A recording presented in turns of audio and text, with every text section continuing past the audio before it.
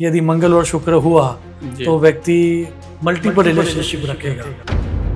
Nowadays तो बात ऐसी भी मैंने सुनी है दैट लोग आराम से जी। 6 महीने डेटिंग में रहेंगे, उसके बाद शादी की सोचेंगे। लोग कहते हैं हमने तो कुंडली मिला करके शादी करवाई थी, बावजूद इसके हमारा मैरिड लाइफ खराब है या हमारा विच्छेद हो गया। किसी कुंडली को देख के ये पता किया जा सकता है कि वह अरेंज मैरिज करेगा या लव मैरिज होगी। आपका विवाह का समय भी जाना जा सकता है, वो कैसे जानते हैं? साम दाम दंड भेद सारे नीति आते होंगे, वही वैवाहिक जीवन में भी सफल होगा, वही जरूरत पड़ने पर साथ भी दे पाएगा।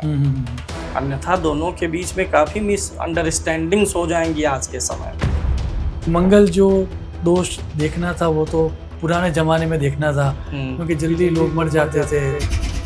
मंगल को देखना चाहिए, अभी के समय में तो और देखना चाहिए क्योंकि मंगल क्या है, एग्रेशन है, गुस्सा है, फ्रस्ट्रेशन है।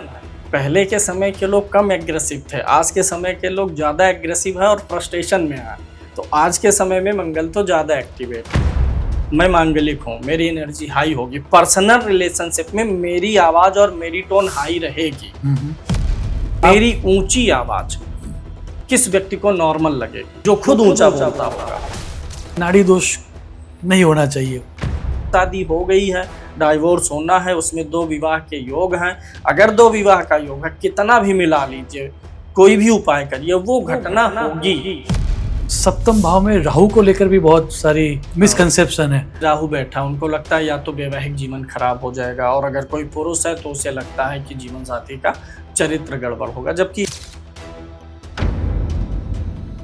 लोग यह सोच लेते हैं ग्रह अस्त हो गया तो वो खत्म हो गया। अस्त का ग्रह अपने अगले भाव को ज्यादा डिस्टर्ब करता है।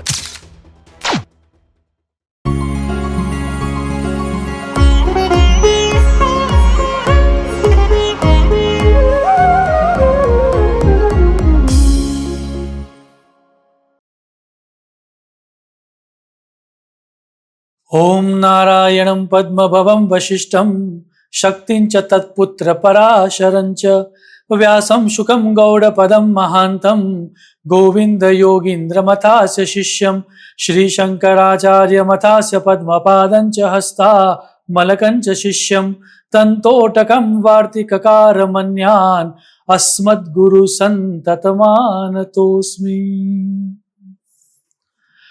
नमस्कार। अत्रि ऋषि ने एक ज्योतिषी में कौन कौन से अच्छे गुण होने चाहिए उसका एक लिस्ट दिया हुआ है। उसका एक सूत्र है, सिद्धांत संहिता वेत्ता जातके च कुतश्रमः, अर्थात उसको सिद्धांत संहिता और जातक शास्त्र अर्थात होरा शास्त्र में कृतश्रम अर्थात श्रम किया होना चाहिए। आज हमारा सौभाग्य है कि ऐसे ही जातक शास्त्र में जिन्होंने अभ्यास करके एक बहुत ही बढ़िया पुस्तक लिखी है, ज्योतिष समुद्र। वैसे आदित्य जी हमारे साथ हैं और वेलकम आदित्य जी टू कार्मिक कन्वर्सेशन। बहुत बहुत धन्यवाद आशीष जी। वैसे तो आपको कोई परिचय की आवश्यकता है नहीं, लोग आपको जानते ही है, और जब हमारी ऑफिशियली बात हुई तब जान के और ज़्यादा मुझे खुशी हुई दैट ये जो ज्ञान की परंपरा है वो आपके परिवार से आ रही है, लिनियज है पूरे का पूरा। सो लिनियज वाला आदमी थोड़ा अलग ही होता है और उसमें भी आप कृत श्रम हो, जैसा कि अत्रि जी ने कहा। सो आपको देखे जो वर्ड याद आया, मुझे वही याद आया, कृत श्रम, जिसने अभ्यास किया हो। आज की जो बात करनी है पूरी की पूरी, मुझे लग रहा है कि हम बात करें जिसके बारे में सबसे ज्यादा लोगों को क्यूरियोसिटी होती है, और जो रिसेंट डेज में, क्योंकि टेक्नोलॉजी तो बहुत बढ़ गई, लेकिन जो हमारे संबंध है, हमारे जो रिश्ते हैं, उसमें आहिस्ता आहिस्ता हम देख रहे हैं कि एक तरह से अलगाव आ रहा है। तो रिश्तों के बारे में हम पहले स्टार्ट बात करेंगे, और उससे पहले मुझे एक इंट्रोडक्शन देने का मन हो रहा है, वहीं से हम ग्रहों के बारे में बात करेंगे। सो भगवद गीता में श्री कृष्ण भगवान ने कहा कि ये पूरा जो विश्व है वो कैसे जुड़ा हुआ है। तो उन्होंने कहा कर्मानुबंधिनी मनुष्य लोके, कर्म के अनुबंध से सब लोग एक दूसरे के साथ जुड़े हुए हैं। और जैसा कि हम सबको पता है, बृहस्पति संहिता में लिखा हुआ है दैट ग्रहाः कर्म फल प्रदाः, कर्म को फल प्रदान करने का काम ग्रह करते हैं। बिल्कुल तो मेरा पहला प्रश्न जहाँ से हम एक कन्वर्जेशन स्टार्ट करें जी वो ये था कि क्या किसी कुंडली को देखकर, क्योंकि ये प्रश्न हमें बार बार पूछा जाता है, जी किसी कुंडली को देख के ये पता किया जा सकता है कि वह अरेंज मैरिज करेगा या लव मैरिज होगी? बिल्कुल, कुंडली देख करके हम यह जान सकते हैं कि व्यक्ति की अरेंज मैरिज होगी कि लव मैरिज होगी, विवाह सजातीय होगा कि अंतरजातीय होगा। हाँ आज के समय में अगर हम यह देखें कि लव मैरिज और अरेंज मैरिज, इस चीज को हम देखिए एस्ट्रोलॉजी समय के अनुसार कन्वर्ट हो जाती है। जब हम शास्त्रों में पढ़ते हैं तो वहां पर उदाहरण दिए गए हैं कि ऐसे व्यक्ति के पास, राजयोगों की व्याख्या करते समय, कि ऐसे व्यक्ति के पास में घोड़ा गाड़ी होगा, घोड़ा हाथी। अब ये जमाना चला गया, उसको हम रिप्लेस कर देते हैं कार से, जो आज के समय के व्हीकल हैं। तो लव मैरिज और अरेंज मैरिज में आज के समय में लव मैरिज जो है उसको हम कन्वर्ट करते हैं कि व्यक्ति जो है अपनी इच्छा से, पसंद से विवाह करे, और जो अंतरजातीय विवाह है और जो सजातीय विवाह है, इस चीज को भी बदल देने की जरूरत है। किसी व्यक्ति के कुल खानदान और परंपरा जो चली आ रही है शादी विवाह की, कुल खानदान में व्यक्ति अगर उसी परंपरा का पालन कर रहा है तो हम उसे मानेंगे कि व्यक्ति अंतरजातीय विवाह नहीं कर रहा है। जैसे आज भी बहुत जगह पर है कि दूसरे जातियों में विवाह करने से उसको लोग अपने जो है सम्मान से जोड़ लेते हैं, लेकिन कुछ जगह पर ऐसा नहीं है। तो ग्रह हमें कुंडली के ये बताते हैं कि व्यक्ति अपने कुल खानदान की मर्यादा के अनुरूप ही चल के विवाह करेगा। अगर उसके यहाँ सजातीय विजातीय का कोई भेद नहीं है तो वही उसकी मर्यादा और परंपरा मानी जाएगी। और कुछ जगह पर है कि बाहर नहीं जा सकते, अपने ही कुल और परंपरा के अनुसार जाति धर्म में ही करने का होता है। तो एक तो ये हो गया। रही बात लव मैरिज की, अब हम आ जाते हैं और अरेंज मैरिज की। तो कुंडली देख करके बिल्कुल पता चल जाता है। योग बनते हैं कुंडली में, किसी भी घटना के लिए योग बनेंगे। योग फलीभूत होगा कि नहीं, यह दूसरा सिद्धांत होता है। बहुत से लोग प्रेम करते हैं, प्रेम से उसको विवाह में परिणित भी करना चाहते हैं, लेकिन हो नहीं पाता है। तो एक तो प्रेम योग होना, दूसरा उसका सफल हो जाना, ये दोनों दो योग से पता चलते हैं। अब मैं योगों को बताता हूँ आपको। जैसे एक बेसिक का रूल है इसमें, बेसिक रूल, प्रेम का भाव पंचम भाव है और विवाह का भाव सप्तम है। तो पंचम और सप्तम का जब संबंध बनेगा, क्योंकि पंचम बुद्धि का भी है, बुद्धि ही हमें प्रेरित करती है प्रेम को विवाह में बदलने के लिए ही, क्योंकि पहला विचार मस्तिष्क में, बुद्धि में ही आएगा। तो पंचम और सप्तम का संबंध हो जाना, पांचवें भाव का स्वामी सातवें में जाए, सातवें का पांचवें में आ जाए, दोनों ग्रह एक साथ हो गए हों, राशि एक्सचेंज किए हों, एक दूसरे को देख रहे हों, तो ये तो पहला संबंध बनता है। दूसरा, मंगल और शुक्र की युति भी इस संदर्भ में काम करती है। तीसरा, इसमें जो है शुक्र और चंद्रमा की युति कुंडली में हो, ये भी काम करती है। एकादश भाव और तृतीय भाव जो होता है, तीसरा भाव जो होता है, ये व्यक्ति के अपनी इच्छा को दर्शाता है। तो जब सातवें भाव का संबंध तीसरे से होगा या एकादश से होगा तो भी व्यक्ति अपनी इच्छा से विवाह करना चाहेगा। क्या बात। अब दूसरा सवाल ये है इसमें कि ये तो बता दिया योग का, प्रेम का, व्यक्ति का अफेयर होगा, प्रेम प्रसंग होंगे, लेकिन उसे वह विवाह में कन्वर्ट कर पाएगा कि नहीं, इसके लिए हमें देखना होता है। ना सिर्फ इसी के लिए, मैरिज के लिए, लव मैरिज को लव को मैरिज में कन्वर्ट करने के लिए ही नहीं, कोई भी चीज कुंडली में कन्वर्ट हो जाएगा कि नहीं, ये देखने के लिए हमें देखना होता है कि जो योग बना रहा है ग्रह, उसको त्रिकोण का स्वामी सपोर्ट किया कि नहीं किया। क्या बात। अगर त्रिकोण का स्वामी, जैसे मंगल शुक्र की युति से बन रहा है लव मैरिज योग, अब मंगल और शुक्र में से कोई एक त्रिकोण का स्वामी हो गया अगर, तो कन्वर्ट हो जाएगा, लव को वह व्यक्ति अपने विवाह में कन्वर्ट कर ले जाएगा। इसी प्रकार से चंद्रमा शुक्र की युति है, पंचमेश सप्तमेश है, त्रिकोण के स्वामी का बल मिलेगा तो बिल्कुल पता चल सकता है कि लव मैरिज होगी कि नहीं होगी, या कुंडली से निर्धारित हो जाता है। क्या बात है। अब इसी में एक प्रश्न और थोड़ा एक्सटेंड करते हैं इसको जी, क्योंकि ये बहुत गलत फहमियां लोगों के मन में रहती है मंगल और शुक्र को लेकर जी। यदि मंगल और शुक्र हुआ तो व्यक्ति मल्टीपल रिलेशनशिप रखेगा जी। आपका क्या मानना है, ऐसा होता है या नहीं होता?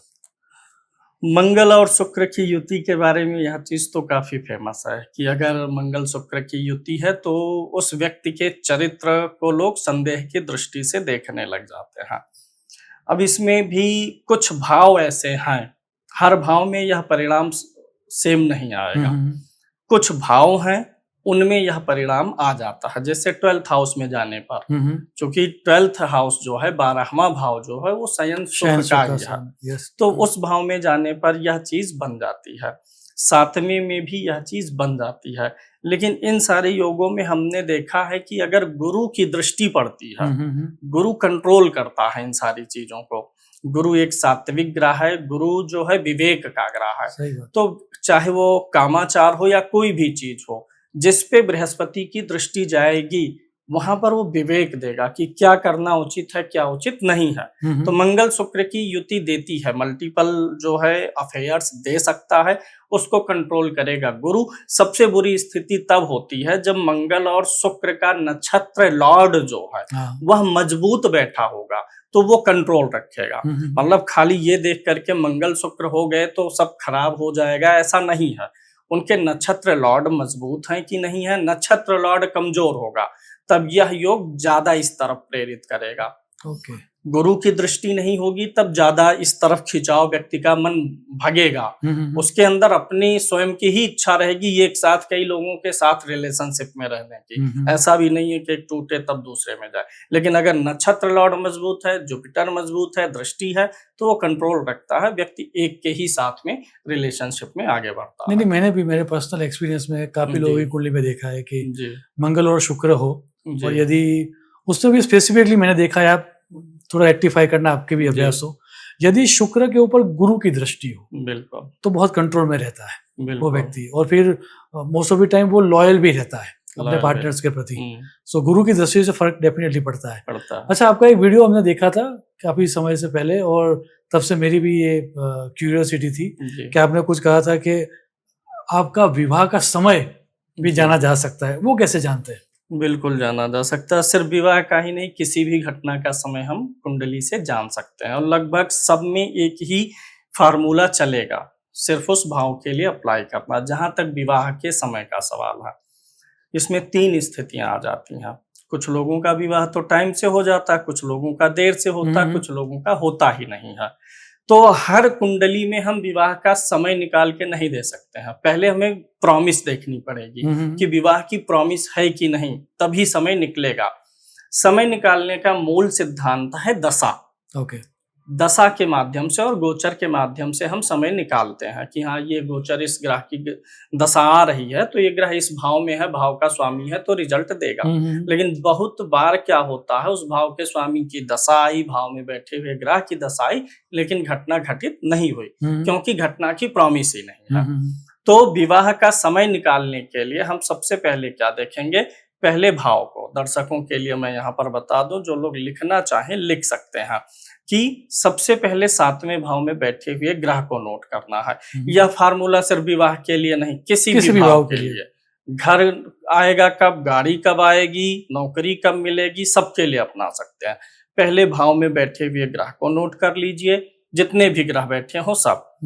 कभी कभी एक भाव में एक से अधिक ग्रह होते हैं। भाव में बैठा हुआ ग्रह हमें जानना है, भाव के स्वामी को जानना है, ये 2 तो मूल फैक्टर हो जाते हैं। फिर जो भाव का स्वामी है, जैसे मान लीजिए किसी कुंडली में 7वें भाव का स्वामी बृहस्पति है, विवाह के संदर्भ में हम बात कर रहे हैं, 7वें का स्वामी बृहस्पति है, हमें उस ग्रह की तलाश करनी है जो बृहस्पति के नक्षत्र में बैठा हो।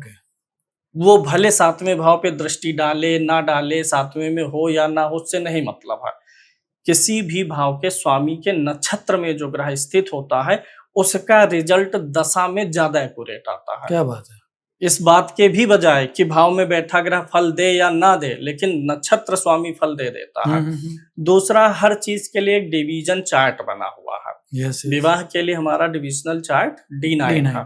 तो D9 के लगन में, ऐसे अगर किसी को कैरियर का देखना है तो D10 का लगन देखेगा। संतान के लिए हम D7 का प्रयोग करते हैं, तो D7 का लगन। तो विवाह के संदर्भ में हम D9 का लगन लेंगे, उसमें बैठा हुआ ग्रह लेंगे, उसका लगन लॉर्ड लेंगे। इतने में से किसी एक ग्रह की अंतरदशा हो, मैं फिर से रिपीट कर दूं, भाव में बैठा हुआ ग्रह, भाव का स्वामी, उस भाव के स्वामी के नक्षत्र में जो ग्रह बैठा हुआ है उसे लेंगे। डिवीजन चार्ट के लग्न का जो स्वामी है या लगन में जो ग्रह बैठा है उनमें से किसी एक की अंतर्दशा चले और फिर हम आ जाएंगे गोचर पे। जब अंतर्दशा चल रही, चूंकि अंतर्दशाओं का समय भी लंबा होता है, 2.5 साल 3 साल तक हो सकता है, कुछ तो छोटी होती हैं, महादशा छोटी है तो अंतर्दशा छोटी, लेकिन जो लंबी अंतर्दशाएं हैं उनमें हम कैसे डिसाइड करें, या छोटी भी हैं तो घटना की प्रॉमिस और मजबूत हो जाए, ये पता चलता है गोचर से। तो अगर इनमें से किसी एक की अंतर्दशा है तो हम देखेंगे गोचर में बृहस्पति की दृष्टि उस भाव पर आनी चाहिए, राशि से नहीं, लगन से। किसी की कर्क लगन की कुंडली है, 7वें भाव का स्वामी कौन हो जाएगा? शनि हो जाएगा। अब मान लीजिए शनि की अंतर्दशा आ गई, या 7वें में उसके कोई ग्रह बैठा उसकी अंतर्दशा आ गई, तो अंतर्दशा हमने ले लिया। अब हम गोचर में बृहस्पति को देखेंगे कि मकर राशि पर बृहस्पति गोचर से जब दृष्टि डालेगा, क्योंकि मकर राशि उसके 7वें भाव में पड़ रही है कर्क लगन के, तो जब बृहस्पति 7वें पर दृष्टि डाल देगा, या जो 7वें का स्वामी है गोचर में उस ग्रह के ऊपर दृष्टि डाले, वही टाइमिंग हमें लेनी चाहिए। मतलब है थोड़ा कैलकुलेटिव है। इसमें थोड़ा एक क्वेश्चन और भी था, आपने स्पेसिफिकली कहा कि ये जो देखना है वो लग्न से देखना है, चंद्र से नहीं देखना है जी। ऐसा क्यों? लग्न मतलब होता है शरीर और चंद्र मतलब होता है मन। तो चंद्रमा मतलब वे घटनाएं जो हमें मानसिक रूप से प्रभावित करेंगी, और लगन मतलब वह घटनाएं होती हैं जो हम कुंडली में लेकर के पैदा हुए हैं। चंद्रमा से जब गोचर चलता है तो वो हमारे कुंडली का प्रेडिक्शन नहीं करेगा। जैसे 10म भाव का कोई स्वामी है किसी की कुंडली में, जब वह 10म भाव का स्वामी गोचर से उसी भाव में स्वाग्रही होके पहुंचेगा तो आपके कैरियर में उन्नति करेगा। किस हिसाब से करेगा? जो योग आपकी जन्म कुंडली में बना है। जन्म कुंडली के बियॉन्ड जाकर के कोई ग्रह रिजल्ट नहीं दे सकता है। चंद्रमा जो है वह मानसिक रूप से, जैसे अभी मान लीजिए किसी का गोचर चल रहा है बृहस्पति का, राशि से 8वें चल रहा है, तो जितनी देर वो गोचर है, 4 महीने 6 महीने 8 महीने 12 महीने, जितने दिन गोचर है सिर्फ उतने दिन उस व्यक्ति को मानसिक रूप से ज्यादा इम्पैक्ट डालेगा। लेकिन अगर हमें कुंडली का फलादेश लेना, विवाह होना ये कुंडली का फलादेश है, संतान होना कुंडली का फलादेश है, तो हमें लगन से ही टैली करना है। कुंडली की घटनाएं लग्न से निकालेंगे, और जो हमारे ऊपर हमारे समाज का वर्तमान में जो राजनीतिक सामाजिक गतिविधियां चल रही हैं उनका क्या इम्पैक्ट आने वाला है वो हम राशि से देख लेंगे। मेरी लिमिटेड रिसर्च है, लेकिन फिर भी आप उसके ऊपर रिसर्च करना जी। शास्त्रकारों ने ये कहा दैट ऐसी इवेंट जिसमें शरीर की प्रधानता है जी, उसके लिए शरीरस्तु लग्न, तो शरीर के कर्म के लिए आप लग्न देखें। बिल्कुल। लेकिन वैसी घटना है जिसमें मन की प्रधानता है, जैसे विवाह, नावडेज मन की प्रधानता ज्यादा है। आप किसी को फोर्सफुली अब विवाह नहीं करवा सकते। वो व्यक्ति नावडेज, तो बात ऐसी भी मैंने सुनी है दैट लोग आराम से 6 महीने डेटिंग में रहेंगे, उसके बाद शादी की सोचेंगे। तो मन की प्रधानता से जब शादी होती है, आप रिसर्च करना फिर हमें बताना, तो मन की प्रधानता से जब अब शादी हो रही है नावडेज, तो शादी के लिए, क्योंकि हम बात अभी शादी की कर रहे हैं, तो शादी के लिए गोचर में चंद्रमा को देख के ज्यादा देखना चाहिए, ऐसा कई विद्वानों का कहना है। आप भी देखना। नहीं, शादी मन का होगा शरीर का होगा? नहीं, शादी आपको शरीर का ही होगा ना, तो इसलिए लगन से ही हमें दृष्टि लेनी है।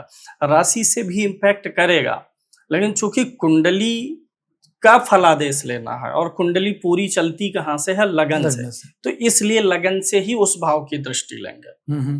चंद्रमा मतलब चलायमान, चंद्र कुंडली जो हम बनाते हैं, चंद्रमा खुद भी चलायमान है और उसका नाम भी चंद्र कुंडली है। तो चंद्र कुंडली से हर चीज चलायमान है, स्थिर रिजल्ट देने वाली चीज नहीं है।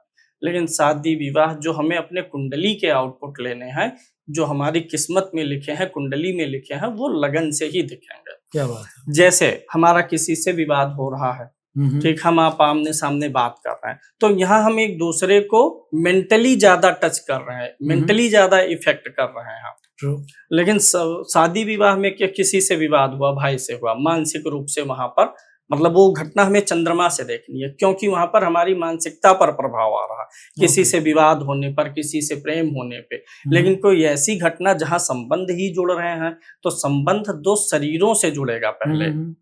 मन अगर शरीर नहीं है तो मन रहेगा ही नहीं। True. मन से तो कोई विवाह करेगा नहीं भाई, उसको एक बॉडी चाहिए। तो इसलिए ऐसी घटनाओं को पहले लगन से देखना ज्यादा उचित है। क्या बात है। और वैसे भी पुराने जितने भी लोग हैं वो लगन से ही देखते हैं। ये किसका सबसे तगड़ा उदाहरण ये है साढ़े साती।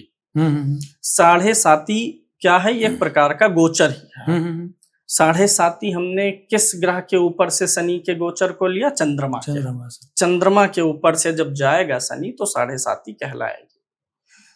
चंद्रमा क्या है? मन है, और शनि उसी के ऊपर से जा रहा है। तो साढ़े साती के दौरान सबसे ज्यादा जो प्रभाव पड़ेगा व्यक्ति के ऊपर वो मानसिक रूप से पड़ेगा। चंद्रमा सिर्फ मन का मतलब ये है कि व्यक्ति के विचार ही मन होते हैं। व्यक्ति जो थॉट्स उसके अंदर आते हैं वही मन है। तो जो गोचर है वो व्यक्ति के थॉट्स को ज्यादा इम्पैक्ट करता है, विचारों को प्रभावित करेगा। ऐसा नहीं है कि प्रभावित नहीं करता, असर उसका भी रहेगा। गोचर देखने का मूल सिद्धांत क्या है कि आप लगन से भी और राशि से दोनों से मैच करिए। दोनों से अगर अच्छे प्लेसमेंट में जा रहा है गोचर किसी ग्रह का तो एक्सीलेंट रिजल्ट है। दोनों से एक में अच्छा है, एक में खराब है तो मीडियम रिजल्ट, दोनों से बुरा है तो दोनों खराब जाएगा।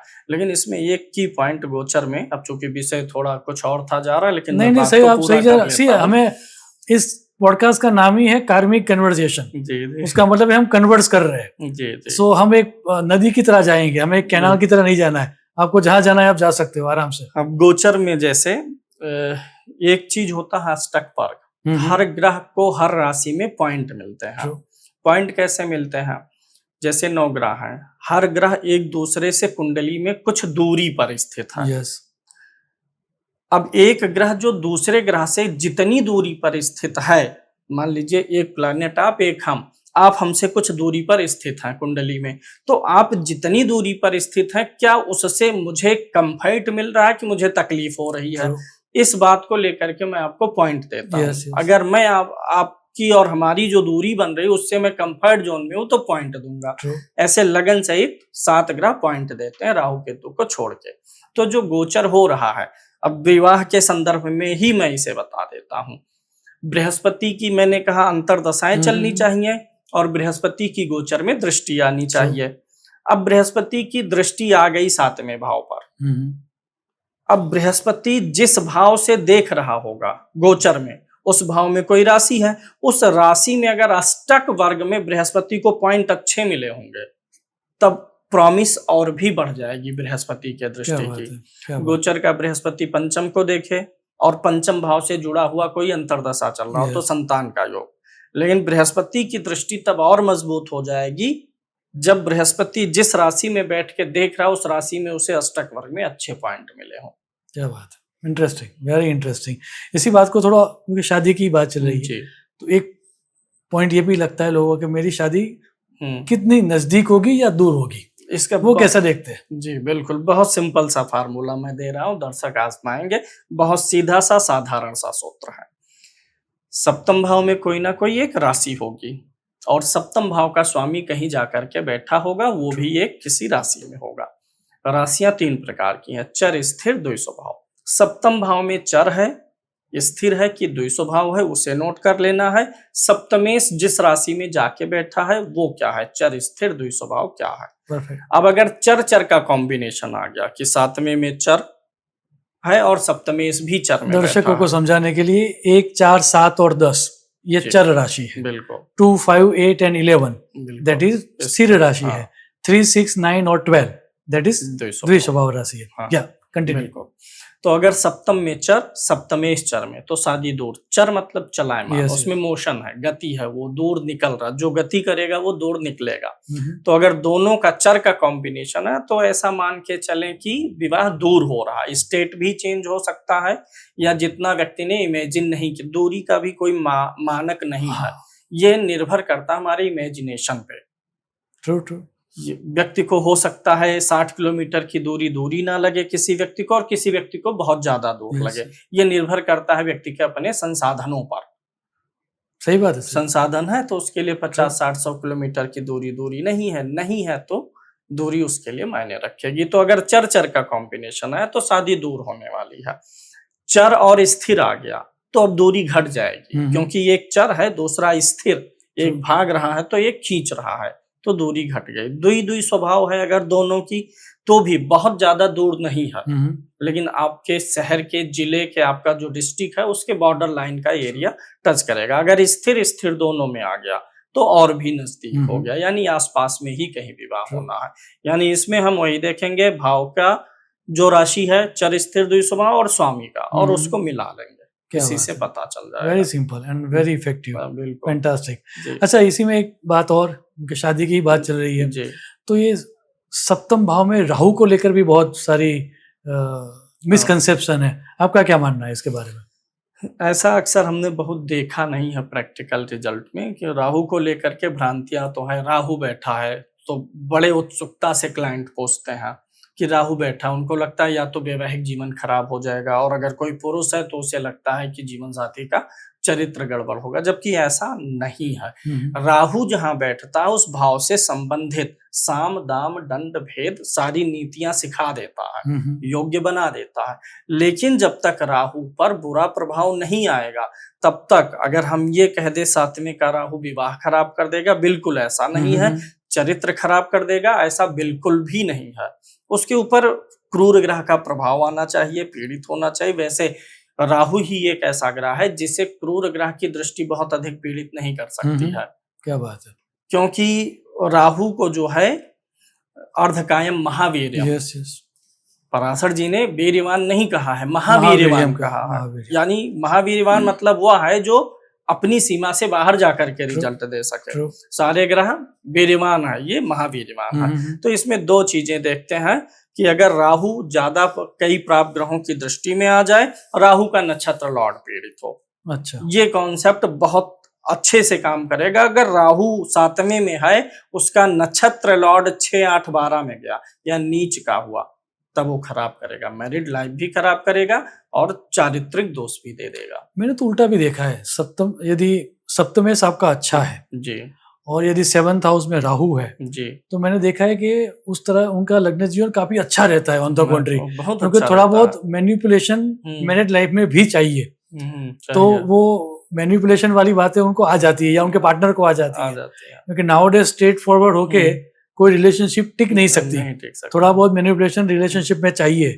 तो आपने जो बताया ना साम दाम दंड भेद के गुण सप्तम राहु दे देगा जी, तब देगा जब सप्तमेश अच्छे स्थान में होगा या अच्छे नक्षत्र में होगा।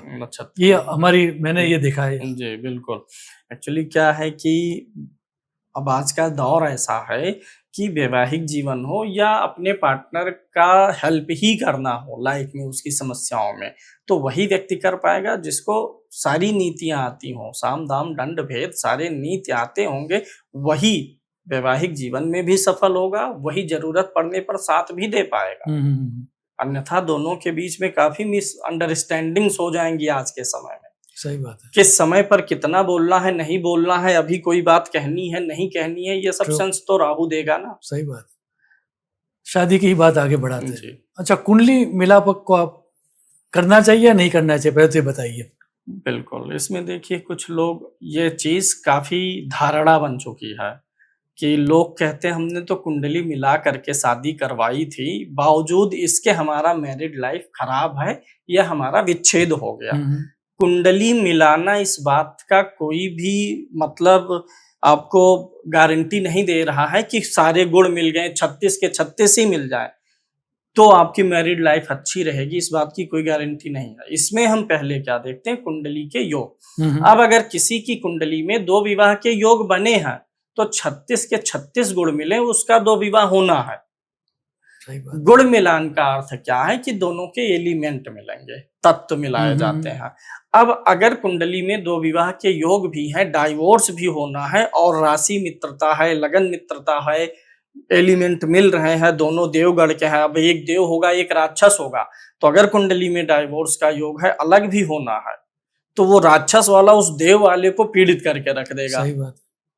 और अगर कुंडली मिली है, कुंडली में डाइवोर्स के योग है, इजी गोइंग डाइवोर्स भी हो जाएगा। ना वो उसको पीड़ित करेगा, ना उसको, ना इलिगेशन, ना लंबा घसीटना। चलो भैया आराम से आप अपने रास्ते, हम अपने रास्ते, नहीं जम रहा। अब अगर कुंडली नहीं मिली है और ऐसे व्यक्ति से शादी हो गई है, डाइवोर्स होना है, उसमें 2 विवाह के योग हैं, अगर 2 विवाह का योग है, कितना भी मिला लीजिए, कोई भी उपाय करिए, वो घटना होगी। ऐसा नहीं घटना हो ना। अब मिली है कुंडली तो वही चीज आपको आगे चल के बिना मानसिक तनाव के घटित हो जाएगा, अन्यथा झेलिए। पूरे परिवार सहित आजकल हम लोग देख रहे हैं कि लोग झेलते हैं। नहीं, ये कुंडली मिलाप की जो बात है जी, उसमें आप किस चीज को सबसे ज्यादा महत्व देते हो? कुंडली मिलान में सबसे ज्यादा महत्व ग्रह मैत्री को देना चाहिए। अच्छा। ग्रह मैत्री मतलब हो गया दोनों के राशि स्वामी। राशि मतलब चंद्रमा, चंद्रमा मतलब मन, चंद्रमा मतलब हमारे थॉट्स। तो हमारे थॉट्स और हमारा मन मिलना चाहिए। अगर कहीं पर हमारी सहमति है या असहमति है, हम उसे सहजता पूर्वक स्वीकार कर सकें या सहजता पूर्वक अस्वीकार कर सकें, यह तब होगा जब दोनों के राशि स्वामी मित्र होंगे। तो ग्रह मैत्री सबसे ज्यादा जरूरी है। फिर उसके बाद एक सूत्र यह भी है कि ग्रह मैत्री है, फिर उसके बाद आपका गढ़ है, भकुट है, नाड़ी है। इन 4 में से मैं जो कहता हूं कि अगर 3 कोई मिल गया तो एक को निग्लेक्ट कर सकते हैं, लेकिन ग्रह मैत्री तब भी नहीं निग्लेक्ट करनी है, तब करनी है ग्रह मैत्री अगर लगन मैत्री मिल गई हो। ज्यादातर लोगों का तो मानना होता है नाड़ी दोष नहीं होना चाहिए, क्योंकि 8 उस पे 8 नंबर दे दिए, दैट्स व्हाई। नहीं, देखिए दौर के हिसाब से चीजें बदल जाएंगी। पहले के दौर में अलगाव होना, डाइवोर्स होना, ये सारी चीजें नहीं होती थी।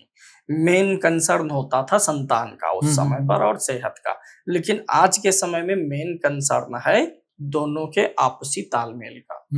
तो इसलिए हम तो चाहते हैं कि ग्रह मैत्री को 8वें अंक पे कर दिया जाए और नाड़ी को ऊपर कर दिया जाए, क्योंकि ग्रह मैत्री नहीं है तो नहीं, संतान की प्राथमिकता अब आज के समय में लोग कम दे रहे हैं। सही बात है, क्योंकि उसके लिए तो ठीक है, हो जाएगा संतान, ज्यादा संतान की इच्छा भी नहीं है। पहले के समय में इच्छा होती थी जब ये सूत्र बने थे, संतान को ज्यादा और परिवार को पूंजी मान के अधिक संतान की इच्छा भी होती थी। कुछ बड़ी बात बोल रहे हैं, दैट 8 नंबर को 5 कर दो, 5 नंबर को 8 कर दो। हाँ बिल्कुल, क्या बात है।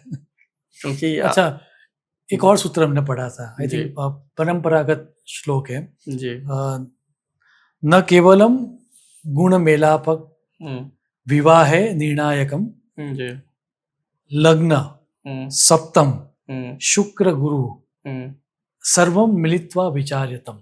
बिल्कुल, अर्थात आपने कहीं पर शुक्र और गुरु का उल्लेख नहीं किया मिलापक में। नहीं, मिलापक में मैं बता रहा हूँ। अभी तो मैंने आपको गुण मिलान बताया। कुंडली मिलान करने के लिए जो सबसे मूल चीज है वो गुण को आप एक साइड कर दीजिए। अष्टकूट को, उसका कोई बहुत मतलब है ही मतलब कितने मिनिमम होने चाहिए? मिनिमम तो 18 होना चाहिए, 50%। 36 है, 18 मतलब 50%। उसमें से आपने 8 निकाल दिए कि 8 में 0 हो तो भी चलेगा, 5 बलवान होना चाहिए। हाँ जी, 5 बलवान हो, वो भी एक साइड रखिए। गुण मिलान जो अष्टकूट मिलान है उसको साइड कर दीजिए। पहले कुंडली मिलाइए दोनों की। अगर कुंडली मिल रही है तो गुण मिलान का कोई खास असर नहीं आएगा, वो सेकेंडरी है। पहले लगन कुंडली मिलाइए।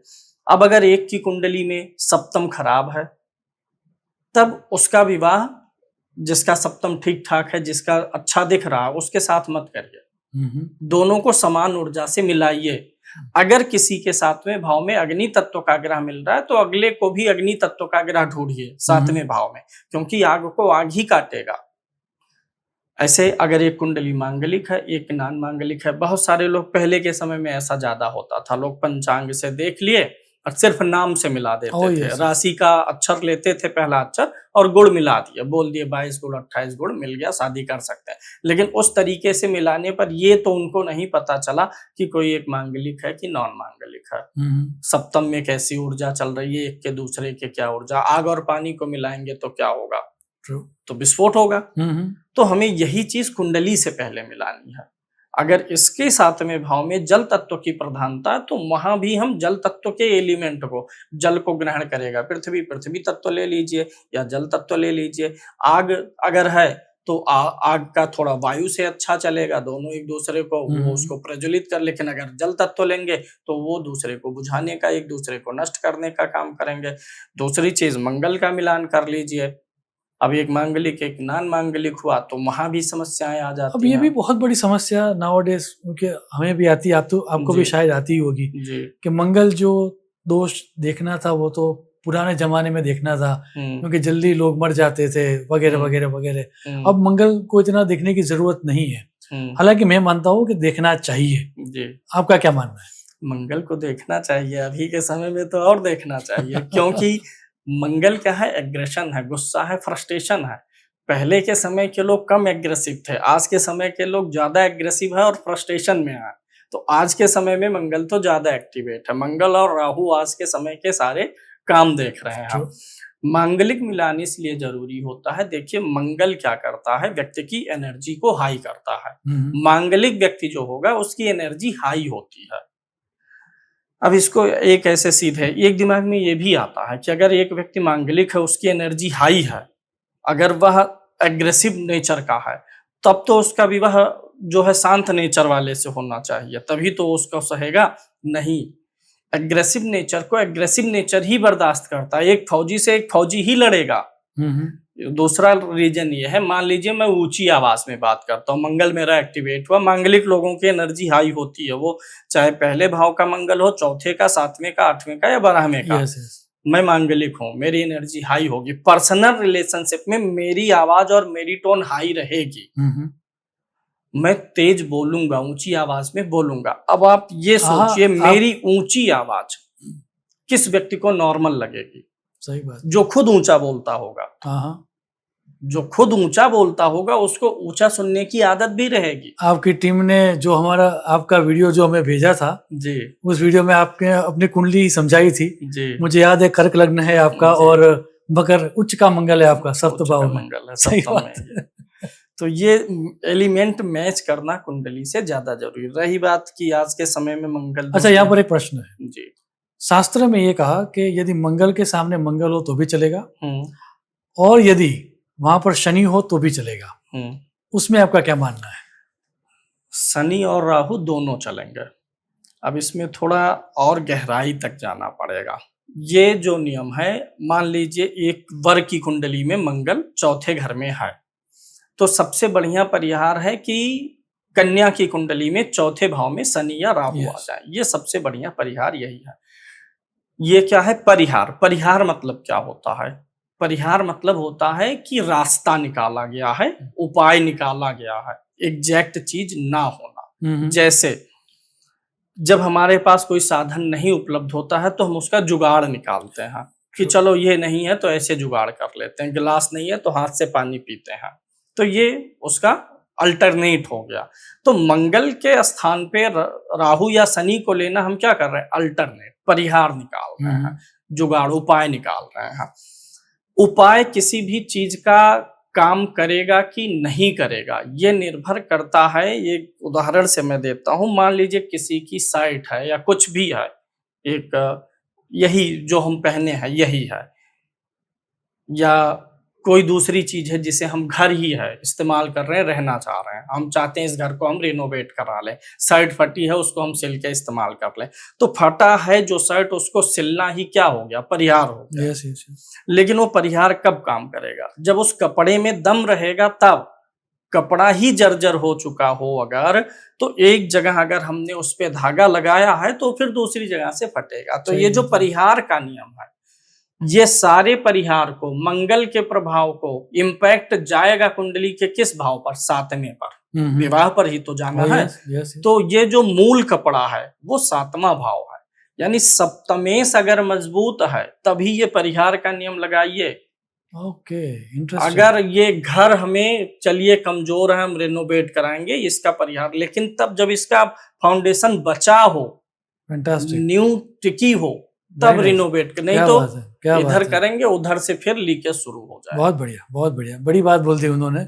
आज के किसी भी चीज का यदि परिहार करना हो, सिर्फ सप्तम भाव का नहीं, आज हम सप्तम भाव की बात करें, इसलिए किसी भी भाव का परिहार करना हो तो सबसे पहले वो देखो कि उसका बल कितना है, उसके बाद परिहार का सोचना चाहिए, तब वो परिहार काम करेगा। अच्छा, तो ये जो शास्त्र में कहा गया जी कि मंगल शत्रु राशि का हो या अस्त का हो हम्म। तो भी मंगल दोष इतना इफेक्टिव नहीं होता, उसके बारे में क्या मानना है आपका? देखिए, हमने जो रिसर्च किया है, ठीक, मंगल अस्त हो, शत्रु राशि हो, अपनी राशि का हो, तो अंतर तो आ जाता है, कार्य करने के तरीके में अंतर आएगा। अपनी राशि का जब कोई होता है तो ऐसे मान लीजिए कोई अपने घर में है, अपने घर में स्थित व्यक्ति तांडव नहीं मचाता, अपने घर को नुकसान नहीं मचाता है। मित्र के घर में अगर कोई है तो वहां पर स्वागत पाता है, सत्कार पाता है। शत्रु राशि में कोई ग्रह है तो भयभीत रहता है, शत्रु के घर में कोई भी व्यक्ति भयभीत रहेगा। अस्त मतलब ये समझ लीजिए कि सूर्य की ऊर्जा से तप गया है तो वो एकदम से व्याकुल है, Yes. जैसे हमें आपको बहुत अधिक गर्मी लगे तो वो व्याकुल है। तो जो जिस ग्रह का नेचर होगा, व्याकुल ग्रह व्याकुल करेगा। मैं तो कहता हूँ अस्त वाला बहुत तकलीफ देता है, क्योंकि अस्त ग्रह को विकल की संज्ञा दी गई है। लोग यह सोच लेते हैं ग्रह अस्त हो गया तो वो खत्म हो गया, नहीं, वो उतनी ही ऊर्जा के साथ बैठा है, बस ऊर्जा बिगड़ चुकी है। मेरा भी यही मानना है पर्सनली कि अस्त के ग्रह दो तरह से काम करते हैं जी। पहला तो जैसे लोग बोलते हैं कि हेलोजन के सामने एक दिया रख दिया तो दिया क्या काम करेगा, राइट? ये वन ऑफ द कैरेक्टरिस्टिक लोगों ने बताई अस्त ग्रह की। मैंने पर्सनल एक्सपीरियंस में देखा है कि अस्त का ग्रह जो होता है ना वो कुटिल बिहेवियर करता है, क्योंकि वो खुद ही इतनी तकलीफ में है कि उसको छोड़ना है। तो अस्त का ग्रह अपने अगले भाव को ज्यादा डिस्टर्ब करता है। दूसरी चीज यह भी है, जिसकी ऊर्जा खत्म होगी वो ग्रह चैन से रहेगा। जैसे ज्योतिष में क्या है, सब कुछ प्रैक्टिकल लाइफ पे लगा दीजिए। हमारा और आपका तेज अगर कोई हमसे बड़ा एब्जॉर्ब कर ले रहा है तो उससे हमें खुशी नहीं होगी, व्याकुलता ही होगी। दूसरी चीज, जो ये उदाहरण है कि एक बड़े प्रकाश के सामने छोटा प्रकाश जला दिया गया, छोटे प्रकाश का अस्तित्व बिल्कुल नहीं खत्म हुआ है, उस छोटे प्रकाश ने बड़े प्रकाश में अपने अस्तित्व को मिला दिया है। यानी अस्त ग्रह जो रिजल्ट देता है उसका रिजल्ट सूर्य देने लगेगा, क्योंकि उसकी जो एनर्जी है, उसका जो प्रकाश है, रश्मि है, वो सूर्य में मिल गया है। तो अस्त ग्रह खराब रिजल्ट देता है। लेकिन इन सब चीजों से ऊपर उठ के जो हमने देखा है, मंगल दोष बहुत खराब स्थिति में आ जाएगा अगर मंगल उग्र या तीक्ष्ण नक्षत्र में हो। हम हर चीज पे नक्षत्रों से जोड़ करके बहुत तगड़ा रिसर्च हमने किया और रिजल्ट बहुत अच्छा आता है इसका। जब नक्षत्र के बगैर तो ज्योतिष शास्त्र हो ही नहीं सकता। सही बात। लेकिन यहाँ पर मैं सब दर्शकों से कहूंगा, जब भी उन्हें कोई फलादेश देखना हो तो नक्षत्र को जरूर देखें। मंगल दोष देखना है, अगर मंगल उग्र या तीक्ष्ण नक्षत्र में हुआ तो मंगल दोष की मारकता बहुत बढ़ जाएगी। अगर किसी का कोई ग्रह कुंडली में पीड़ित हुआ, मारक ग्रह है, अगर वह उग्र तीक्ष्ण में गया तो उसकी मारकता जरूर बढ़ेगी, उसकी दशा में तकलीफ होगी। बहुत बार हम लोग देखते हैं कि आपकी मार्केस की दशा चल रही है, लेकिन कुछ लोग मार्केस की दशा में कुछ नहीं, आम जीवन जी रहे हैं, और कुछ लोग बहुत पीड़ित हो रहे हैं। उसमें कारण यही है कि उनका नक्षत्र लॉर्ड एक तो पीड़ित होगा, दूसरा नक्षत्र कौन सा है, मृदु है, उग्र है, तीक्ष्ण है, लघु है, कौन सा दीर्घ नक्षत्र किसमें बैठा है। अब मान लीजिए कि मार्केस है किसी का और वो पीड़ित है कुंडली में, नीच का हो, पाप ग्रहों से दृष्ट हो, 6, 8, 12 में गया हो, विष्णु मांस में हो, मृत्यु भाग में पीड़ित हो गया। अगर वह पीड़ित हो करके दीर्घ नक्षत्र में बैठा हुआ है तो उसकी बीमारी लंबी चलेगी। अच्छा। और वही मार्केस अगर लघु नक्षत्र में बैठा है तो उसकी जो पीड़ा मिलेगी वो कम समय तक चलेगी। क्या बात। वही मार्केस उग्र और तीक्ष्ण में गया है तो ऐसा दंड देने वाला है जो थोड़ा क्रूर टाइप में हो, चोट लग जाए, चपेट लग जाए और कट पिट जाए, मतलब जो क्रूरता पूर्वक दंड हो। और वही अगर मृदु नक्षत्र में चला गया, यही मांगलिक के केस में या मार्केस के केस में मृदु नक्षत्र में चला गया, अब मंगल की जो मारकता है, मतलब दुष्प्रभाव जो है वो कम हो जाएगी, मधुरता में बदल जाएगी। क्या बात है। तो हम नक्षत्रों से टैली करा करके फिर ये रिजल्ट निकालते हैं। अब इसमें एक चीज और हम बता दें, विवाह का ही है। अगर मंगल जो है ये उग्र या तीक्ष्ण नक्षत्र में है, इसको ले लेंगे, मांगलिक होनी चाहिए कुंडली। अगर मांगलिक विवाह के परिप्रेक्ष्य में अगर कुंडली मांगलिक है और मंगल उग्र या तीक्ष्ण नक्षत्र में है, सातवें में अगर कोई ग्रह बैठा है, वह भी उग्र और तीक्ष्ण नक्षत्र में है, सप्तमेश भी उग्र या तीक्ष्ण नक्षत्र में गया, तो उसका डाइवोर्स होगा। भले वो ग्रह स्वाग्रही हो, कुछ भी हो, मांगलिक का मांगलिक से विवाह हुआ हो। अगर तीनों उग्र या तीक्ष्ण में गए हैं तो डाइवोर्स होते 99% लोगों का देखा गया, 99%। क्या बात है। दूसरा एक चीज और यहाँ पर जोड़ेंगे, चूंकि आपने शुरू में ही पूछा था, अभी मेरे दिमाग में आ गया है तब मैं बोल दे रहा हूँ, थोड़ा प्रश्न से अलग हटके है। Take your time. ये विवाह का आपने पूछा, टाइमिंग का पूछा, तो इसमें हमने बताया पहले प्रॉमिस नजर आनी चाहिए, तब हम टाइमिंग निकालेंगे। तो कुछ लोगों का होता ही नहीं है, तो इस पे मैं कुछ सूत्र बता रहा हूँ दर्शकों के लिए कि विवाह ना होने के कुछ सूत्र क्या है। हालांकि मेरी पुस्तक ज्योतिष समुद्र में, उसमें इन सूत्रों के बारे में मैंने पूरी चर्चा की है, जितने सूत्र हैं 8, 10, 12 हमने लिखा है रिसर्च करके, लेकिन मैं कुछ यहाँ पर बताऊंगा। ये एक बहुत महत्वपूर्ण सूत्र है। शुक्र जो है वो सूर्य के आसपास ही चलता है अक्सर। शुक्र जो है सूर्य से 2 भाव आगे तक चला जाएगा या 1-2 भाव पीछे तक शुक्र बुध की यही स्थिति रहेगी। अगर सूर्य और शुक्र के बीच की दूरी 40 अंश से ज्यादा होने लग जाती है, तो विवाह बाधा शुरू हो जाता है। रियली क्या बात। अंशात्मक दूरी निकालेंगे, अगर सूर्य और शुक्र के बीच 40 अंश से शुरू हो जाएगा, 1-2 अंश 42 तक गया, अब तगड़ी बात है। ये पहला। दूसरा, 3 राशियां बंध्या राशियां होती हैं, राजा और राजकुमार की राशि। राजा की सिंह, राजकुमार की कन्या और मिथुन, ये बंध्या राशि है। सिर्फ विवाह के ही परिप्रेक्ष्य में नहीं, हमारे देखिए 2 प्रकार की घटनाएं कुंडली से घटित होती हैं। एक ऐसा जो हमारे जीवन के लिविंग थिंग्स से जुड़ा हुआ, सजीव पक्ष से, एक निर्जीव पक्ष से। जैसे चौथा भाव है तो माता का है सजीव पक्ष, और वाहन भूमि है निर्जीव पक्ष। 7वां भाव व्यवसाय है निर्जीव पक्ष, और 7वां भाव पत्नी या जीवन साथी है तो सजीव पक्ष। तो ये जो 3 राशियां बंध्या राशियां, जब किसी भाव में बैठा हुआ ग्रह बंध्या राशि में और भाव का स्वामी भी बंध्या राशि में चला जाए, तो उस भाव से जो सजीव पक्ष की घटनाएं घटित होनी चाहिए, जैसे संतान और विवाह के लिए मुख्य रूप से, उसमें बाधाएं आएंगी। 7वें भाव में बंध्या राशि में ग्रह हो, सप्तमेश भी बंध्या में चला गया हो, अब विवाह में बाधा उत्पन्न होना शुरू। अब इसको लगा लीजिए एक सूत्र। फिर दूसरा, वो जो सूर्य और शुक्र से दूरी वाला था, उसको देख लीजिए। 2 प्रकाशक ग्रह हमारी कुंडली में है, सूर्य और चंद्रमा। ये पूरा प्रकाश फैलाते हैं कुंडली में, इसीलिए कहा जाता है कि वह कुंडली ज्यादा अच्छी है जिसमें सूर्य चंद्रमा कुंडली के 2 अलग अलग छोर पे हों, तभी तो पूर्णिमा होगी। ये इधर से प्रकाश फैलाएगा, वो उधर से फैलाएगा, तो पूरी कुंडली प्रकाशित होगी। और अगर दोनों एक साइड है तो सामने तो देखेंगे लेकिन पीछे प्रकाश छूट जाता। तो ये जो 2 प्रकाशक ग्रह हैं, सूर्य और चंद्रमा, अगर इस पे शनि की दृष्टि आ गई, दोनों इंपैक्ट शनि में आ गए, यह भी एक कारण है विवाह प्रतिबंधक। मतलब एक कारण से नहीं बनेगा, 10-12 पॉइंट है, उनमें से 3-4 मिलने चाहिए। सही बात, जो पुस्तक में हमने मेंशन किया, तो 3 हमने यहाँ पर आपको बता दिया। दूसरा यह है वक्री शनि का प्रभाव 7वें भाव पर, मार्गी का नहीं, वक्री शनि का 7वें भाव पर या दूसरे भाव पर आ जाए, तो यह भी विवाह प्रतिबंध योग बनाता है। तो अगर इन सारे 7-8 सूत्रों में से 3 सूत्र मिल गए, आप बिल्कुल बोलिए कि विवाह की संभावनाएं कम है, दशा आने के बावजूद भी।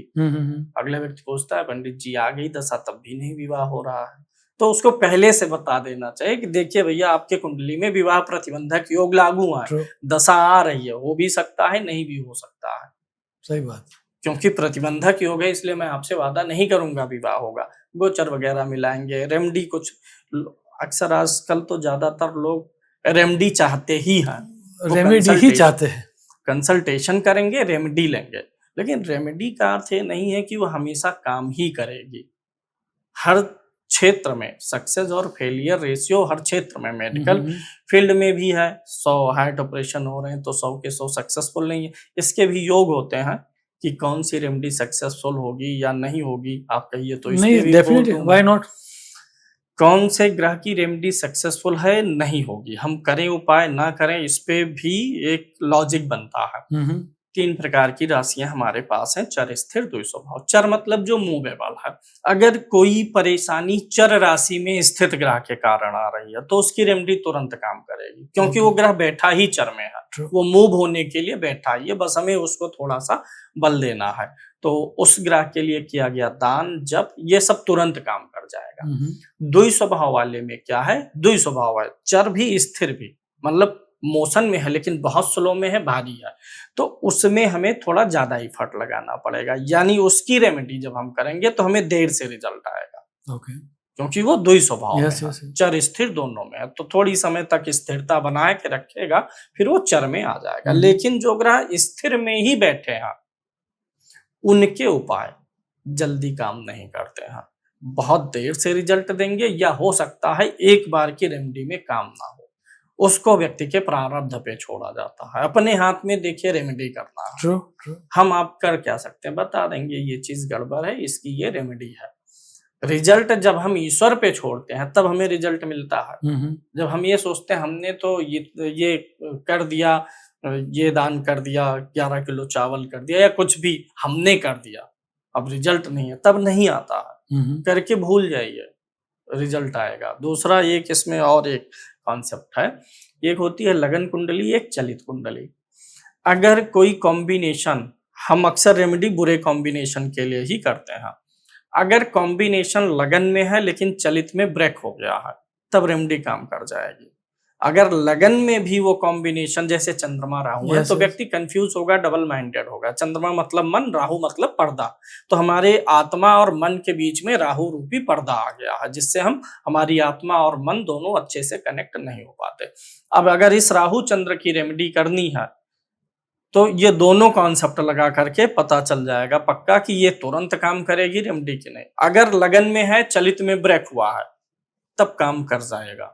लगन में भी सेम है, चलित में भी सेम है, तो काम करने की संभावना कम है। ऐसे मंगल दोष का जो पीछे बात हुई थी हमारी आपकी, उसमें भी ये कॉन्सेप्ट है। अगर कोई व्यक्ति लगन कुंडली में मांगलिक है, चलित में मंगल प्लेसमेंट चेंज कर रहा है, नॉन मांगलिक भाव में जा रहा, तो कितना भी होगा उसके मैरिड लाइफ में, या उस मंगल के कारण अगर एग्रेशन आएगा तो भी एक लचीलापन रहेगा, एक विंडो हमेशा ओपन रहेगी, उतना ज्यादा एग्रेसिवनेस नहीं रहेगा। वही अगर लग्न और चलित दोनों से मंगल मांगलिक बना रहा, भाव जो है मूव अगले भाव या पिछले भाव में नहीं जा रहा, तो वो तगड़ा वाला मांगलिक है। मतलब एक चीज का फलादेश देने के लिए मंगल का ही देना, बहुत सारी चीजें सोचनी पड़ जाती है। फैंटास्टिक। अच्छा, इसी में अब रेमेडी में थोड़ी ज्यादा बात करते हैं। तो रेमेडी के लिए 2 प्रकार शास्त्र में कहे गए। एक ये कहा गया कि जो अशुभ है आपके लिए उसका दान करना चाहिए, और जो शुभ है उसको धारण करना चाहिए। आपकी यही कॉन्सेप्ट ही है। देखिए, जो ग्रह हमें खराब रिजल्ट दे रहे हैं उनके वस्तु का दान करेंगे। दान से क्या होता है, कमजोरी आती है।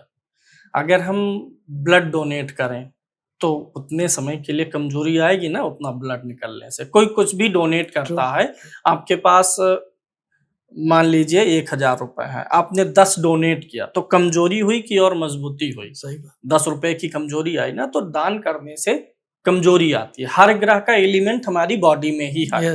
ऐसा नहीं है कि हम वहां से मंगल को, हर चीज एक दूसरे से अलाइन है, हमारे शरीर में सारे एलिमेंट है।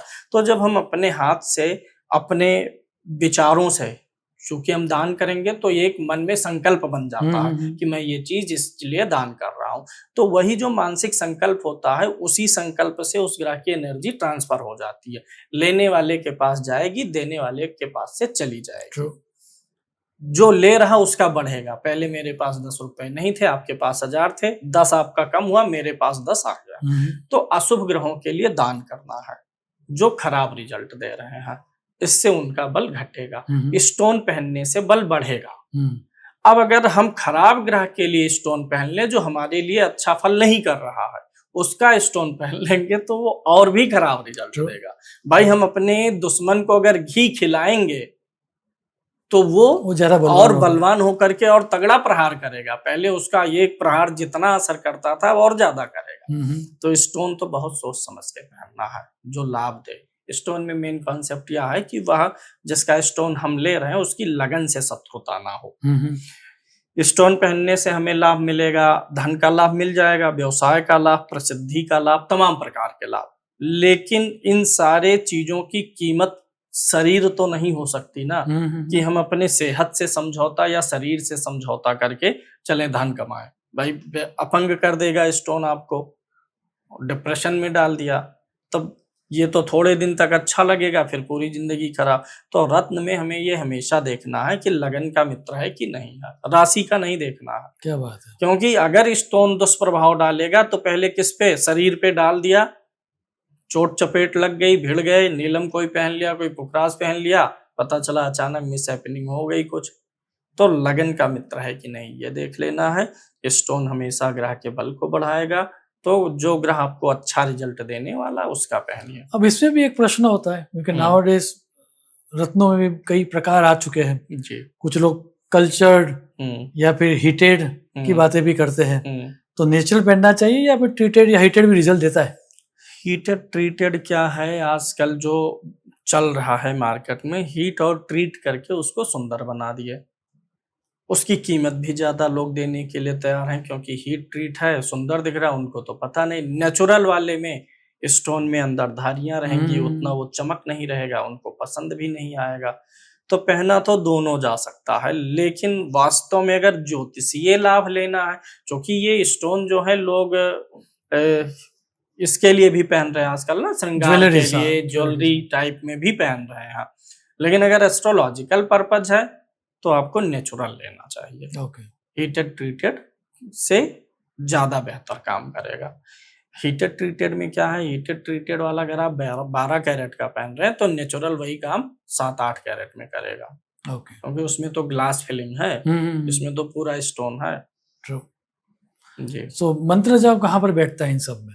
तो मंत्र जाप को मानते हो आप? हाँ बिल्कुल। पाठ पूजा में या फिर लाइफस्टाइल में कोई चेंज लाने से भी होता है या नहीं होता है? बिल्कुल, लाइफ स्टाइल में चेंज से भी होगा, मंत्र जाप से भी होगा। मंत्र जाप की हम बात करें पहले, ये तो सबसे शास्त्रीय उपाय मंत्र जाप है। पुराने समय में जब हमने एपिसोड में देखा है, पुराणों में भी पढ़ा है, ब्रह्मा जी को प्रसन्न करके असुर लोग शक्तियां प्राप्त करते थे, वो तो किस चीज से प्राप्त करते थे? मंत्रों के माध्यम से। यानी देवता को प्रसन्न करने का सबसे तगड़ा साधन है मंत्र। मंत्र दान क्या करेगा? कमजोर करेगा। रत्न क्या करेगा? बल बढ़ाएगा। और मंत्र क्या करेगा? प्रसन्न करेगा। जैसे ओम नमः शिवाय, इसका सीधा सा अर्थ है नमः शिवाय, यानी भगवान शिव को हम नमस्कार कर। किसी को भी जब हम नमस्कार करते हैं और बार बार करेंगे नमस्कार नमस्कार, तो नमस्कार करने से अगला व्यक्ति प्रसन्न होता है। तो मंत्र जाप और स्तुति से ग्रह प्रसन्न होंगे, और जो चीज प्रसन्न होती है वह हमें अभय प्रदान करती है। अभय मतलब जिन चीजों से वह हमें भयभीत कर रहा है, कष्ट दे रहा, उन चीजों से मुक्त करना ही अभय प्रदान करना है। तो मंत्र जाप जरूर होना चाहिए। मंत्र जाप किसी भी ग्रह के लिए कर सकते हैं, वो कुंडली में अच्छा बैठा हो, बुरा बैठा हो, चाहे जैसा, मंत्र जाप सबके लिए। मंत्र जाप से ग्रह प्रसन्न होगा, प्रसन्न होगा तो अभय मुद्रा में आएगा। अभय मुद्रा मतलब वह हमें वरदान देगा। उसका जो कारकत्व है, कुंडली में जिस भाव में बैठा, जिन भाव का स्वामी, उसका जो भी नियंत्रण है, उसमें हमें रिलैक्स नहीं चाहिए। तो सभी चीजें 12 चीज चाहिए ही चाहिए हमें। तो 9 ग्रह पूजन होना चाहिए रेगुलरली, होना चाहिए डेफिनेटली। चलो इसी चर्चा को थोड़ा और आगे ले जाते हैं कि आज जो बातें की हमने सब विवाह के बारे में और शादी के बारे में बातें की। सो नाउअडेज जो एक बात और चल रही है वो है समलिंगी व्यवहार, विवाह। उसके बारे में क्या कोई रिसर्च की है आपने? इसके बारे में हमने अभी बहुत रिसर्च तो नहीं किया है, रिसर्च चल रहा है, क्योंकि ये जो चीजें हैं बहुत कम कॉन्टेक्स्ट में आती हैं सामने, तो और इन चीजों की लोगों को बहुत जरूरत नहीं है। तो जिन चीजों की जरूरत नहीं है उस पे हम उतना भी रिसर्च किए नहीं है। अच्छा। क्योंकि जो अभी करंट में आ रहा है उससे छुट्टी ही नहीं मिल पा रहा, तो इस पे हमारा बहुत रिसर्च नहीं है, कभी इस तरफ ध्यान भी नहीं गया। अब आज आपने प्रश्न पूछा है तो इस पे हम रिसर्च जरूर करेंगे। नहीं, डेफिनेटली रिसर्च करके हमें बताना भी सही कि आपके फाइंडिंग्स क्या थे। अच्छा, आप मान लीजिए अभी कोई एक व्यक्ति है जो लग्न इच्छुक है और उसको शादी या विवाह के बारे में देखना है, कुंडली में मान रहा है, तो ऐसे कौन से 5 या 7 पैरामीटर्स होने चाहिए जी। जो उसको देखने ही देखने चाहिए किस चीज के लिए कि अभी विवाह के लिए, विवाह का टाइम जो देखने के लिए, मैचिंग के लिए, मैचिंग के लिए, मैच मेकिंग के लिए। 5-7 पैरामीटर में पहले तो लगन देख लेना है। लग्न और राशि दोनों मित्र हो जाएं तो अच्छी बात है, दोनों ना हो तो कम से कम कोई एक मित्र हो, ये पहला पैरामीटर। दूसरा पैरामीटर, पुरुष की कुंडली में शुक्र की स्थिति को हमें देख लेना है। शुक्र अच्छा होना चाहिए, पुरुष के दाम्पत्य जीवन को पूरा प्रभावित करेगा शुक्र। और स्त्री की कुंडली में बृहस्पति की स्थिति को देख लेना चाहिए। अगर कुछ स्त्री की कुंडली में गड़बड़ी भी, थोड़ी बहुत कमियां हैं, मांगलिक ही हो लेकिन बृहस्पति मजबूत होकर बैठा हो, एक स्त्री के लिए शास्त्र के अनुसार पति और पुत्र इन दोनों का सुख सबसे ज्यादा बढ़ के है।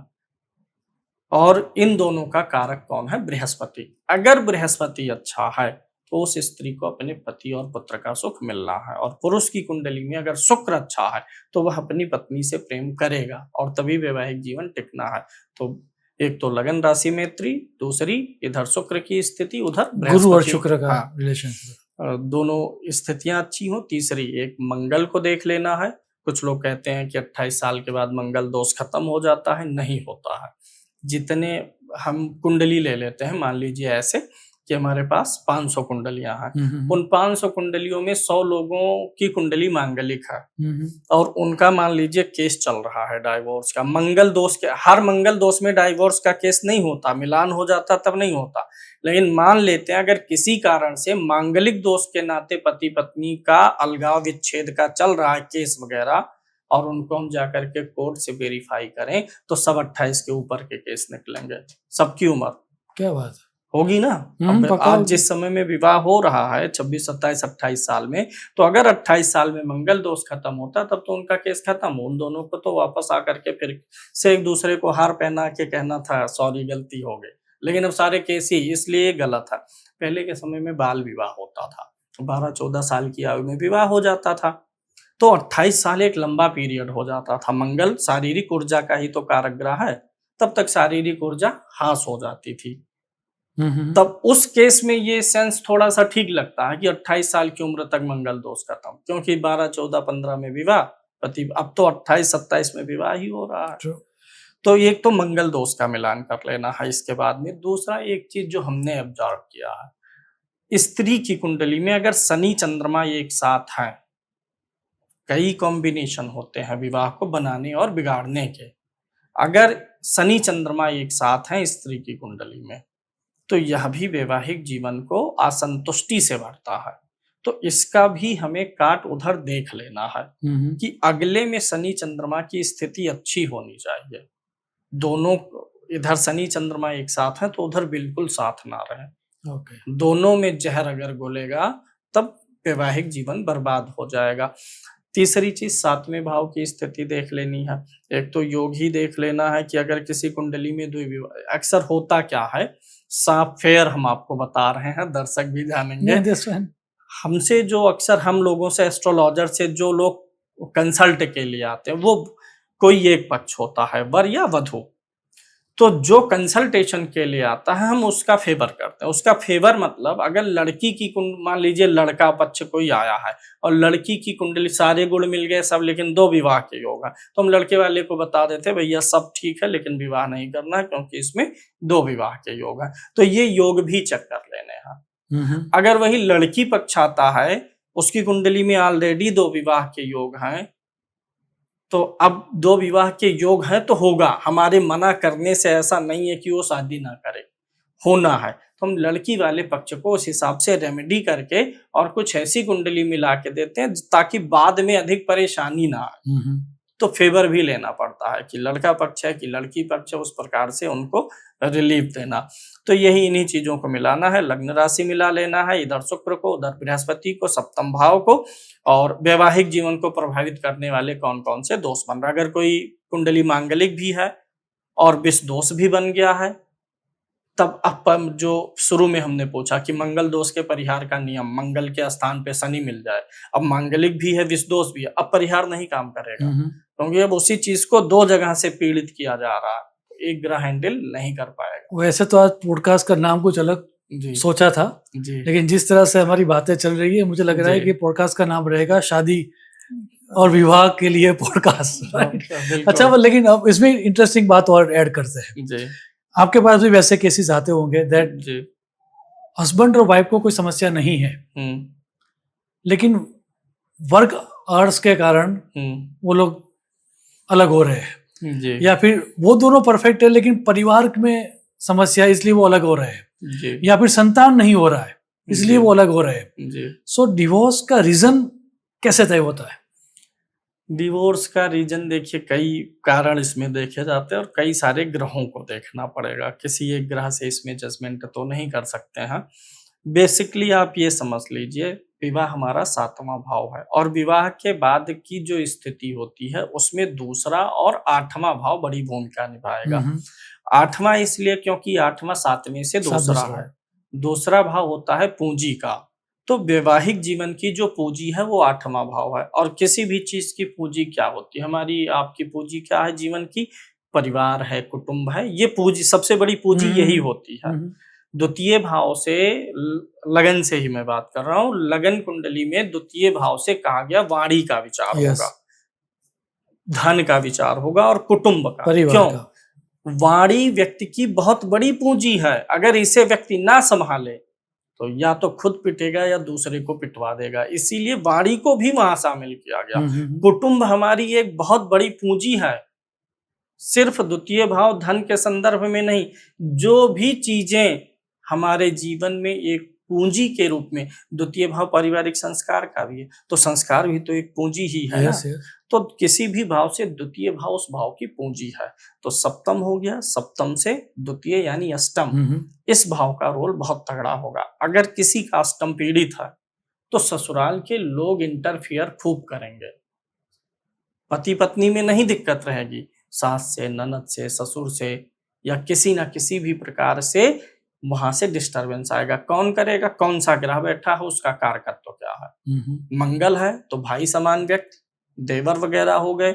सूर्य बैठा है तो पिता समान व्यक्तियों से, शुक्र बैठा है तो ननद समान, चंद्रमा बैठा है तो जो माता समान रिश्ते होंगे, माता समान में माता आ गई, और भी रिश्ते होते हैं उसी घर में, देवरानी जेठानी जो आपकी सास लगती हैं, मौसी हो गई, ससुराल पक्ष की मामी हो गई, तो ये यहाँ से डिसाइड होगा। दूसरा, द्वितीय भाव भी बड़ा महत्वपूर्ण इसमें है क्योंकि ये सप्तम से 8वां है। 8वां होता है किसी भी चीज की आयु को बताता है। आयु मतलब ये कि वो उसकी लॉन्गी कितना लंबा चलेगा, तो सप्तम की आयु छिपी हुई है द्वितीय भाव में। तो द्वितीय भाव भी यह बताएगा कि विवाह की लॉन्गिविटी कितनी है, कितना लंबा चलेगा। तो अष्टम और द्वितीय देखना चाहिए, 7वां तो देखना ही चाहिए। जो ग्रह बैठा है उसका कारकत्व तो क्या है, उस हिसाब से हम डिसीजन लेते हैं कि किस रिश्ते से परेशानी आएगी, और वो सब हैंडल हो जाएगा कि नहीं, ये निर्भर करेगा उसी गुरु पे। गुरु मजबूत है तो व्यक्ति परेशानियां झेल लेगा, निपट जाएगा सब, क्योंकि वो गुरु अगर अच्छा है तो वो इन सारे सुखों को बना के रखना चाहता है। मतलब आपका अलगाव सास से हो जाएगा, ससुर से हो जाएगा, अन्य लोगों से, लेकिन पति पत्नी का अलगाव नहीं। दोनों लोग अलग शहर में चले जाएंगे, अलग रह, हो रहा है ना बहुत जगह, बहुत हो रहा है, पति पत्नी अलग रह रहे, माता पिता अलग। तो अगर बृहस्पति मजबूत है किसी स्त्री का, तो पति और पुत्र का तो साथ नहीं छूटने देगा, और भले परिवार छूट जाए। इस प्रकार से इसको देखना है। क्या बात है, बातें तो बहुत कर सकते हैं, और लेकिन मुझे पता है कि आप कहीं से आए हो और कहीं पर आपको जाना है, तो हमारी बात भी हुई थी कि 1 घंटे का रखेंगे, तो तकरीबन 1 घंटे तक पहुंच चुके हैं। इतनी सारी बातें करनी थी, लेकिन आज पूरी बात आके रुकी है विवाह के प्रति, और मुझे आशा है कि ये जो भी ये पॉडकास्ट देखेगा उसको नोट पेन लेकर बैठना पड़ेगा, क्योंकि बहुत सारे योग आपने ऑलरेडी डिस्कस करके रखे हुए, रेमेडीज को भी आपने थोड़ा छोड़ के रख दिया। मैं चाहूंगा कि हम दोबारा मिले, और जब दोबारा मिले तब ये जो रेमेडीज के बारे में जो थोड़ी बात रह गई, घर योग के बारे में बात रह गई, कुंडली के अन्य स्थानों के बारे में जो बातें रह गई, वो नेक्स्ट टाइम जब हम मिलेंगे तो डेफिनेटली हम उसके बारे में बात करेंगे। आज के लिए आप आए, आपने हमारा न्योता स्वीकार किया और आप स्पेशली यहाँ पर आए, उसके लिए thanks a lot. And trust me, मुझे भी बहुत सारी नई चीज़ें आज जानने को मिली।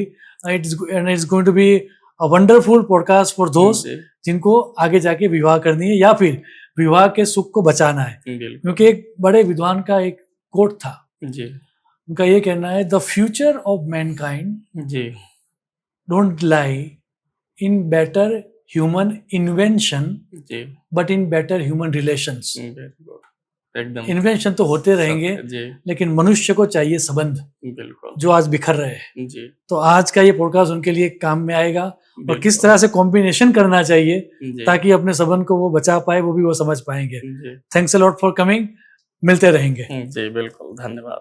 शुभम भवतु, प्रणाम।